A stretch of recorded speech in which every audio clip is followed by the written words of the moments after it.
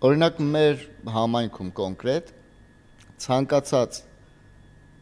հիմնարկություն մտի, աշխատողները իրար ընկերներով են դիմում։ Ընկեր ես իմ, Սովետից եկած։ Արդեն 21-րդ դարում ենք, չէ՞, եթե չեմ սխալվում։ Երրորդ հազարամյակում ենք։ Ասենք պարոն եւ տիկին